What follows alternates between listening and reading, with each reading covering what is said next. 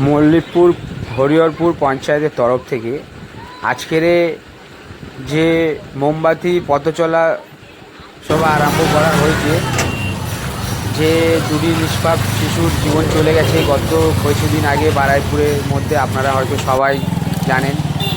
তো আমরা চাই আজকের এই মিছিলের মাধ্যমে আমরা জানাতে চাই যে সমস্ত যারা এই বিষয়ে দোষী তাদেরকে খুবই শীঘ্রই ফাঁসির কাঠগড়াতে দাঁড় করাক সরকার, এবং এই রকম ধরনের ঘৃণ্য কাজ না যেন কারোর আর কোনোদিন করার সাহস হয়। সরকার ওদেরকে এমন শাস্তি দিক যাতে পশ্চিমবাংলার বুকে যদি কেউ এই ধরনের কাজ করতে যায় তার বুক যেন কেঁপে ওঠে। কারণ যেভাবে দুটি নিষ্পাপ শিশুর জান চলে গেছে সেটা কিন্তু পুরো পশ্চিমবাংলা মেনে নিতে পারছে না। কারণ এই যে দুটি ছেলে মেয়ে, একজন হচ্ছে রিবি খাতুন এবং আরেকজন হচ্ছে প্রসেনজিৎ, যেভাবে গলা কেটে হত্যা করা হয়েছে, সে কিন্তু একটা খুব সুন্দর ফুটবল প্লেয়ার ছিল এবং ফুটবল খেলতে ভালোবাসতো। তো এই সুন্দর প্লেয়ারটাকে যারা নিষ্পাপভাবে তিনজন মিলে খুন, এই দুটি জীবন যে চলে গেছে নিষ্পাপ জীবন, এদের ন্যায় বিচার দেওয়া হোক।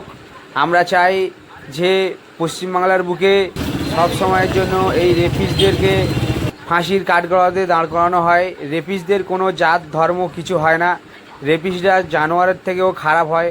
তাদের একটাই শাস্তি ফাঁসি এবং ইনকাউন্টার করে দাও।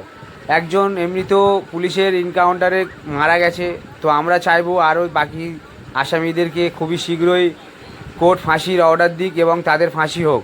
এটাই আমাদের সব জনগণের আবেদন।